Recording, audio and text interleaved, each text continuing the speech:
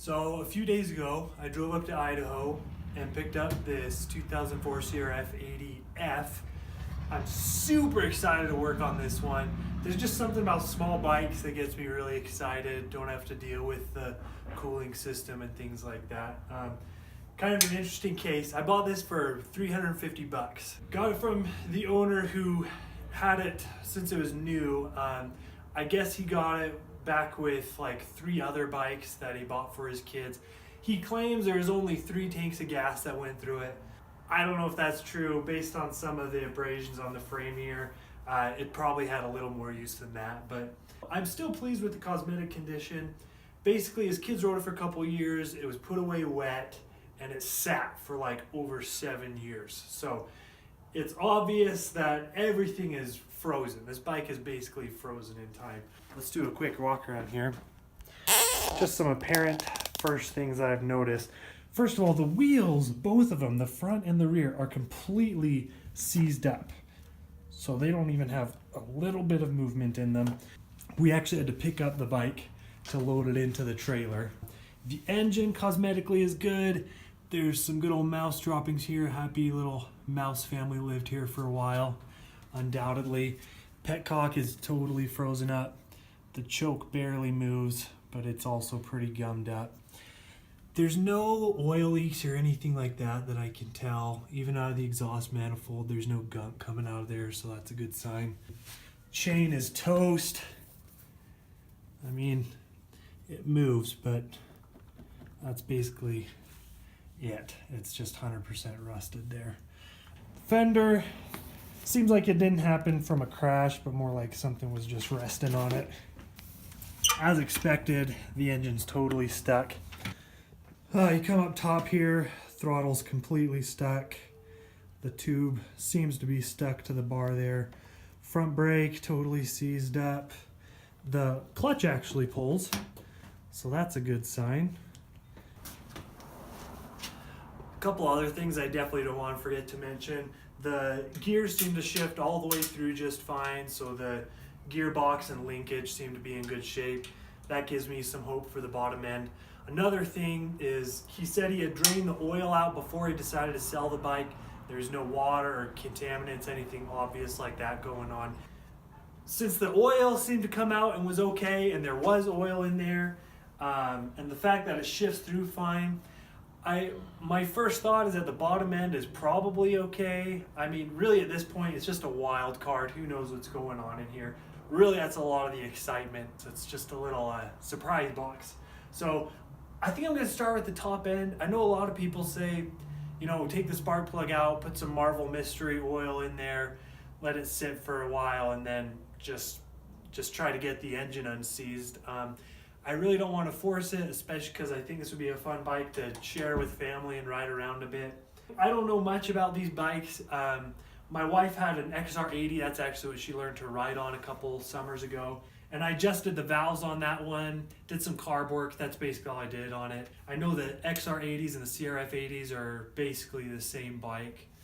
So I'm not totally sure if I can take the top end off here while the engine's still in the bike. I know with bigger motocross bikes you usually can, but this one, yeah, I'm not sure. In any case, I'm gonna go ahead and start ripping into that. Pull the carb and the exhaust off, start from the top and see what I find.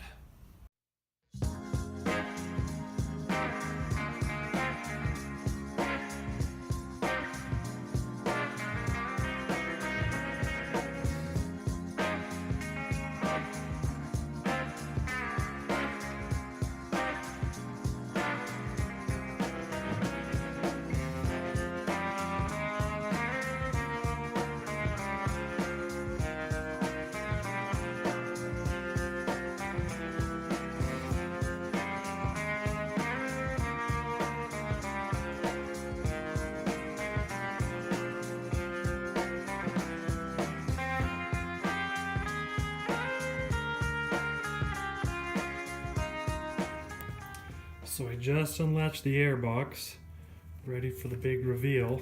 I think this will tell a lot of the bike's past, what we'll see in here. Ooh. Yikes. I just got a lot of lovely mouse droppings on me. Probably should have my gloves on. From what I can tell, that's just a stock filter. Not too bad.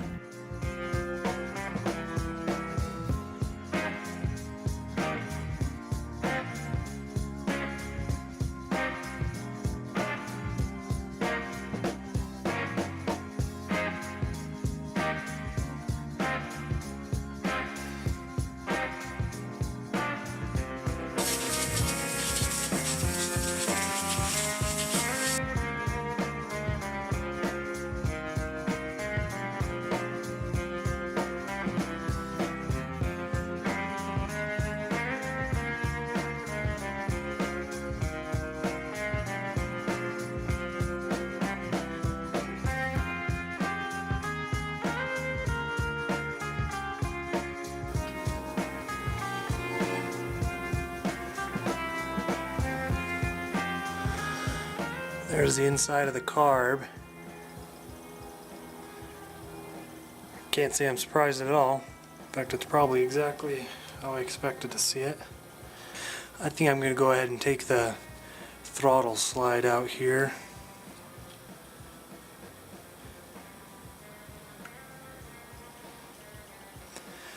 Did I say I'll take it out? Yeah, I was just kidding. Something else to look forward to.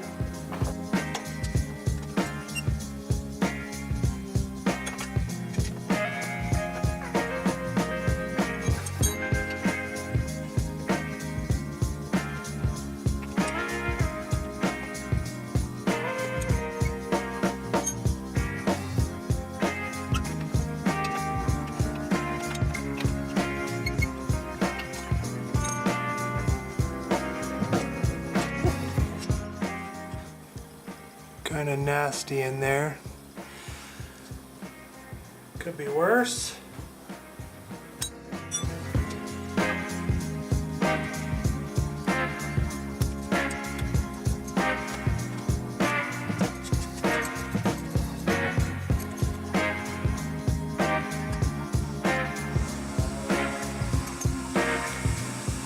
Well, it's time for the big reveal.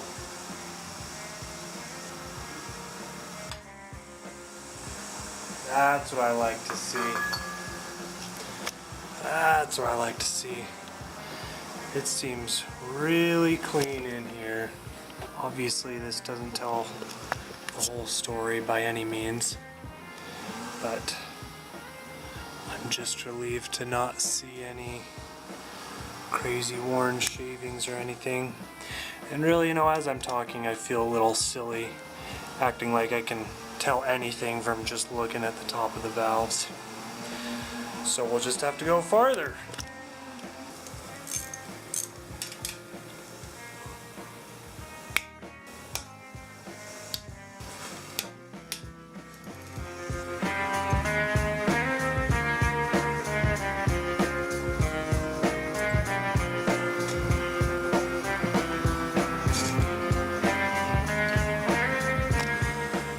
Looking for flat spots on here or any kind of weird wear.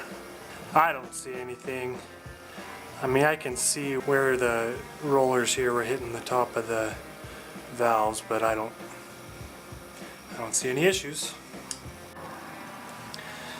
So the dilemma here is I'm trying to get this cam out, and I know normally you could undo the two bolts here that are holding the sprocket to the shaft here, and then you could easily remove the shaft and fandangle the sprocket out of there.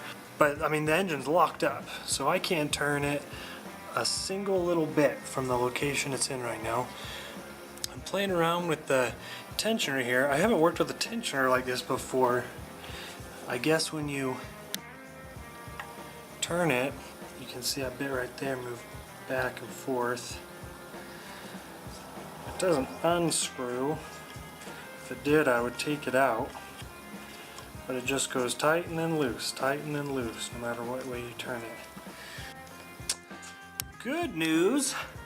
So I just started playing with the top part of this tensioner, and I found that you can just pry with the screwdriver a bit. Let me get a bigger screwdriver here. I'm definitely gonna have to replace that O-ring.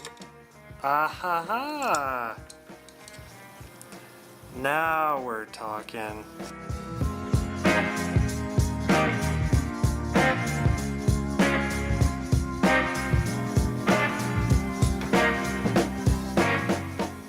Alright, so looking at the camshaft here, I'm trying to notice any scoring going on where the surfaces slide in the journals.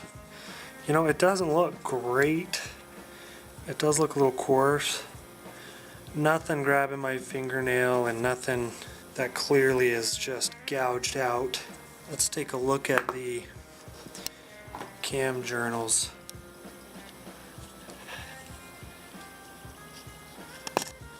Yeah, you know, it's not too bad. And you know, in the process of taking the cam out, I am now seeing without a doubt that I was silly to think that I could pull the head off without pulling the entire engine out of the frame. So, because of these studs, I'm going to need to take it out of the frame so I can pull the head all the way up. So, let's do that.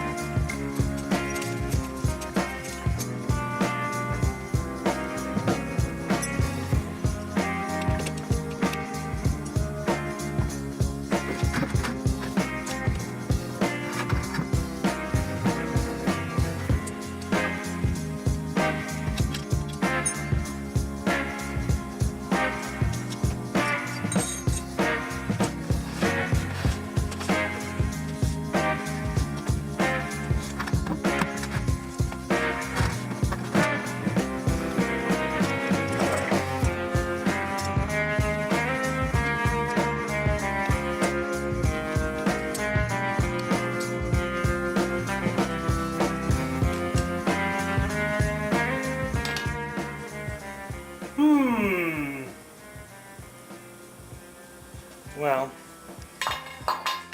that looks like bad news. Looks like we got a decent amount of rust on here. It's obvious more than ever how bad the sprocket is. I also noticed earlier while I was undoing an engine mount bolt that there's a little bit of missing case right here around the shifter seal. Undoubtedly from the chain rattling around, so just getting more and more curious as we go.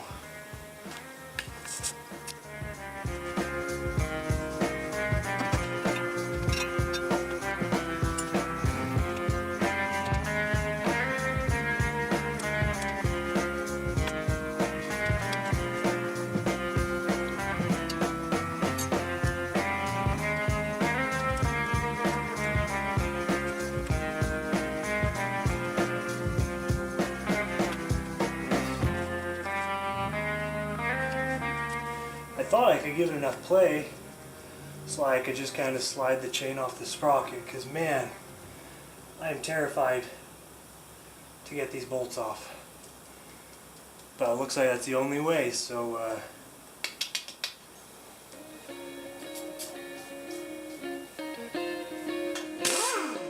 alright!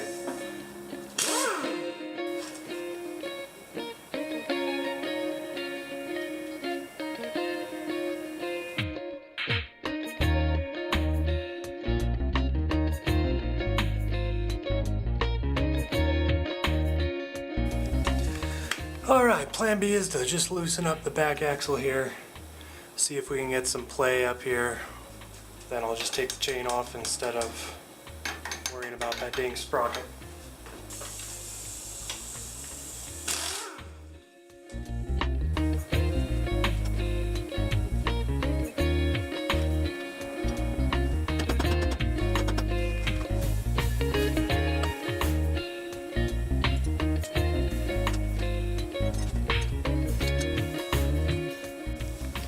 So our next big nemesis for this project is going to be this axle bolt. I got the nut off on the other side, no problem, but I hit this side with 120 psi on the impact wrench and didn't even budge it, not even a little bit. On the next video, I'm planning on getting this guy out and then getting the engine out, and then we'll be pulling the top off, pulling the head up to see what we can see on the cylinder there. So thanks for watching.